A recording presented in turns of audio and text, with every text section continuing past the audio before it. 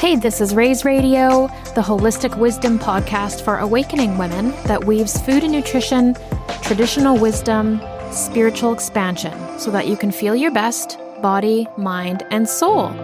I'm your host, Raina Lutz. Let's dig in. I recently put out a podcast about binge eating and why it's okay that we binge.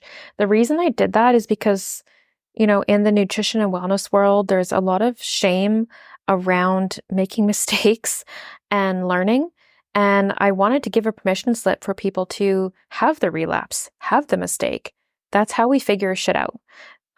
We have enough relapses of binging or substance use, and we eventually go, oh my God, I am so tired of my own bullshit. And that's when you figure it out. Right? That's when you really, really get to the core and be able to make change. So today I want to talk about how to eat intuitively. Because when we're in that diet mindset, we're not really tuned in with our body and its natural signals. We've been looking to rules and regulations and external structures in order to give us a form of accomplishment, a form of success, or a foundation. So our brain craves this. This is why we move from diet to diet, trying to find the right one, because having that label will give us some consistency, a sense of order, or the belief that we are doing the right thing. So a little less mindful, a little more anarchy. I like talking about food anarchy because it's something that I started noticing in my clients in 2018, was that this labeling and structuring of diets over and over again would turn into diet anarchy, where people throw in the towel and say, well, fuck it all then, and do the drive-thrus or eat a whole tub of ice cream, just as a way to try to take our power back. So in the labeling and structure from dieting over and over again, we find eventually that frustration, our lack of patience, and that restriction actually doesn't feel good. But we think that it's successful. We think that, because we're used to it, that it is good for us. So once we hit the anarchy point, we throw in the towel, we decide to try to get out of the loop. It turns into a revenge against diets. It's like the pendulum swings so far the other way in order to attempt balance that after initially deciding to get off the diet train, many people start to be frivolous in their choices, eating in a way that actually doesn't feel good and isn't good for us, keeping us in a loop of complete anarchy in our diet. So you just eat whatever you want, whenever you want, a poignant display of erratic choices that in the end doesn't serve us, but we learn from it, so it's not wrong. Sometimes we have to throw ourselves into this to prove that there is no diet coming down the pipe to save you from your bad choices. And that's okay, because then we learn what will save us: our body and wisdom and internal needs as our new authority, and our intuition as a new authority. So I remember once, long ago, having a discussion with a client that went something like this. Me. It'll be so great when you start really getting tuned into your body, you can start allowing your body to become the authority for your food choices. Client. I don't know how I feel about that. I really don't like the idea of being chained to my body. Me. Well, you already are. We are in our bodies. It's all we've got. We've got this vehicle that we get to cruise around in and either damage or take care of.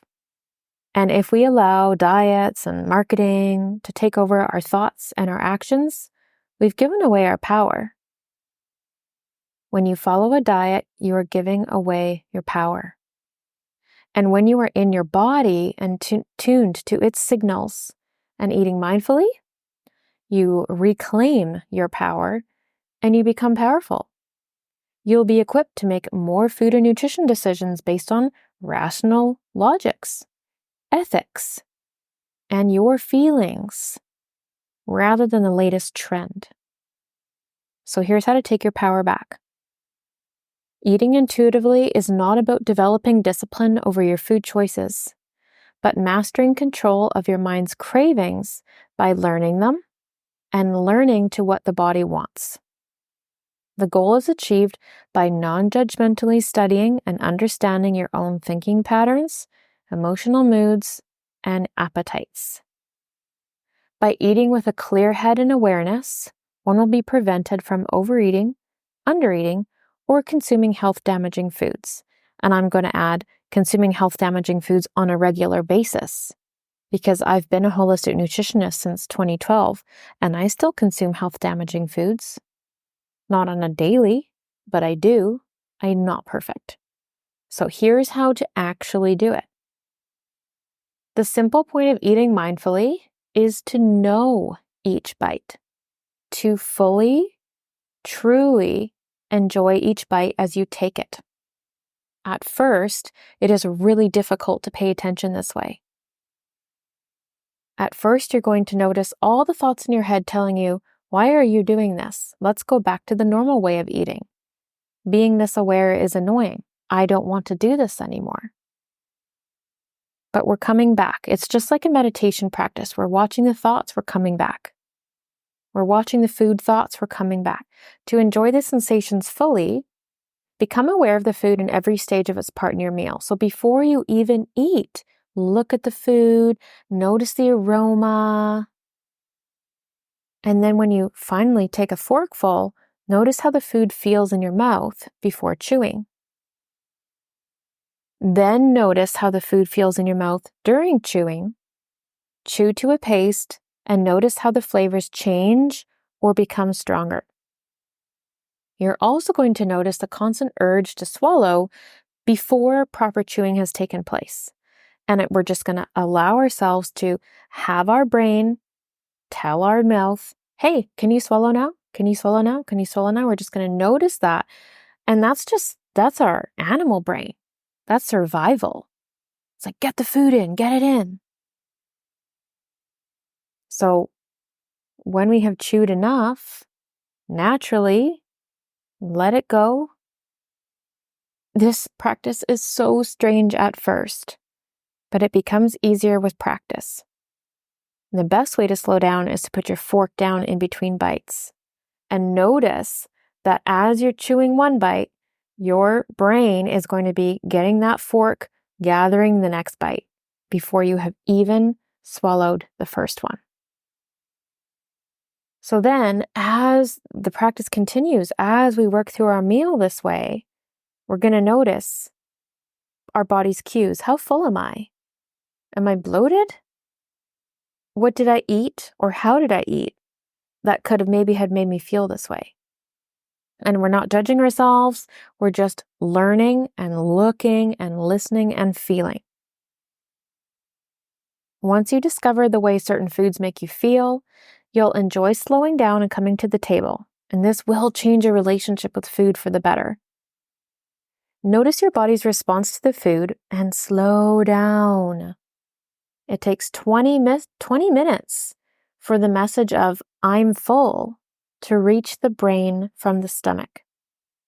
So choose at least one meal a day where you can practice mindful eating, one that ideally you can relax the most during, whether that's breakfast, lunch, or dinner.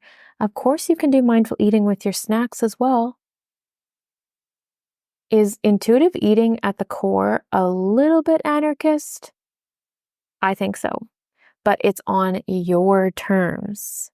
So follow the flow. When we feel blocked about what choice to make or when we lack trust of what we know, we can completely bypass our inner voice in favor of listening to others and the external. We are denying ourselves the gift of our easily built-in navigation tool, our intuition, and our stomach. When we find these and become mindful of them, we free ourselves from diets for good. Thanks for listening. You can find me online at www.rainadonlutz.com.